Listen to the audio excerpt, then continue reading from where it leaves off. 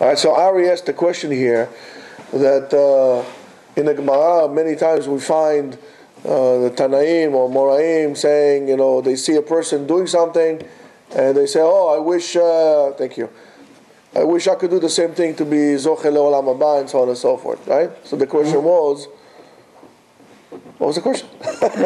And he explained that mindset, what we're supposed to do everything. Okay, how do you explain the mindset? It's very simple. Look, for example, at the Gemara brings Rabbi Chania ben Teradion. The person gave his life on Talmud Torah. Gave his life on Talmud Torah. Right now, not only he gave his life, he put his life in danger, he also was wrapped with the Sefer Torah and he was set on fire. And one of his colleagues come to him and said to him, is there anything in your hand to, anything you had done to be Zoche Le'olam Haba? He said, let me think. Yeah, one time I had in my pocket my money of Purim and money of Ma'ot mixed together and I gave it all. Wait, what? That's it? Abba? What do you mean? I gave my life until Mutarah, These people who are not aware of where they're holding, and they're not aware of what they did. On the contrary, they were very aware of who they are. They were very aware of what they did. However, they did not let it go to their heads. They were saying, maybe when you go into such a high level, you look at the nitty-gritty, you look at cracks beyond the ability of the average person to look at. So they're saying, look, this person, and that's the kindness in them.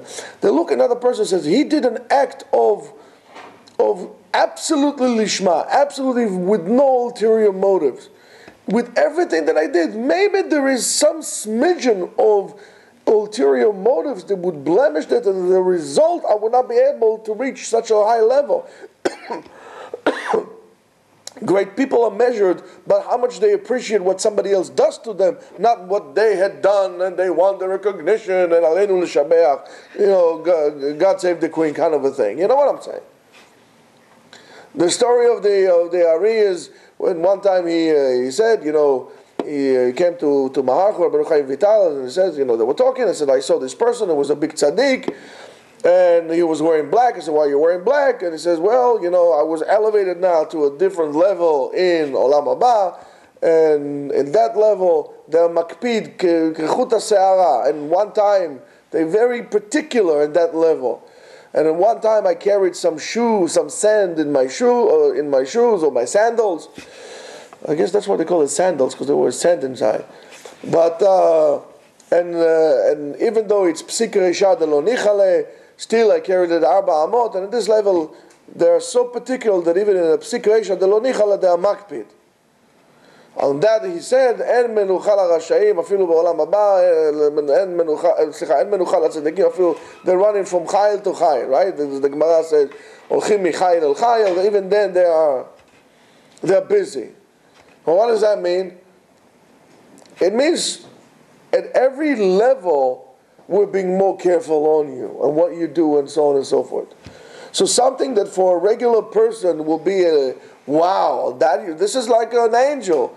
But for a person on that level, even this is one of the reasons of tzaddik ve'alo rasha v'tovlo. Why righteous people suffer? Because HaKadosh Baruch Hu is makpid with the tzaddikim. Not because he is mean to them. Not that he's saying, you're a tzaddik, okay, good boy, let me smack you a little bit here. No, on the contrary, first of all, he wants to refine himself, and he wants him to finish with stuff here so he can go straight up to Olam Haba, clean. Ve'arasha, okay, do whatever you want. Olam Haba, habibi, don't worry, we make a cheshbon with you. And this is the greatness of the people. And that's the problem. What makes you great is the humbleness inside of you. And that's the problem that we have here all the time in our generation. For me, I don't want to learn with these people. This is not to my level. You still are learning. You still are talking about this. You're still doing Rashi and Torah. I'm going to go to the heavy guns. I want to learn. You're never going to learn. You're never going to learn.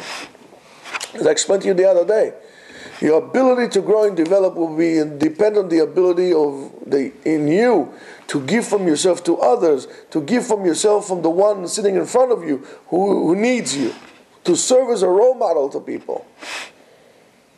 And my bet still stays. Try it and you would not fail. If you failed and you tried it, I'll give you $1,000. It's impossible to fail. So don't bet with me because you're going to lose. That's the level of the tzaddikim. They knew where they are, but they kept on cleaning themselves, not to an OCD level of lack of purpose. Okay, how many times are you going to wash your hands? We're not talking about this. We're talking now on working on things on the micron level, when it's going to be smooth with no grooves in it whatsoever. Most people will be, okay, well, that's smooth. That's smooth. But hold on, let me put things down on the mic. Take glass, for example. Or take any smooth metal. Take wood, okay? You take the wood, it feels rough. You take the bark of it, it feels rough. Okay, no problem. So let's start sanding it down. Sand it down. We're going to go down the grid. We're going to go from like 25 to 50. Then we're going to go 100. 150, 200, and so on and so forth. Then we reach to 1,000. Then we're going to reach a level. We're going to take the special sandpaper. Then we're going to put it a little bit with water. It's going to make it as smooth as glass, right? Who wants to go to such effort? Yeah, get me the sander. Clean. But those who are really concerned and take proud of what they did, take pride in their let's say craftsmanship. They want the sofa, the chair, the table they make to be smooth. They're going to work on details, and yet, if you put it in a microscope, you see it's not smooth. If you put it in an electronic microscope, it's bichlal. It's like Grand Canyons there. To your surface, on the surface it feels, but you go a little bit below the surface. Those tzaddikim, they were so careful, and yet did not hold anything of themselves. They were going down on themselves on the level of an electronic microscope. They wanted at that level be smooth. So they were astonished with such an act of a person. They didn't say, oh, to my level, this guy, who is this guy? So they say, I don't know, woodcutter. He's not capable of doing anything. I said, no, my goodness, look what he did. I wish I could do so. The itlahavut, the enthusiasm of something of that sort is really amazing. And that's what makes them to become who they are. I hope that answers your question.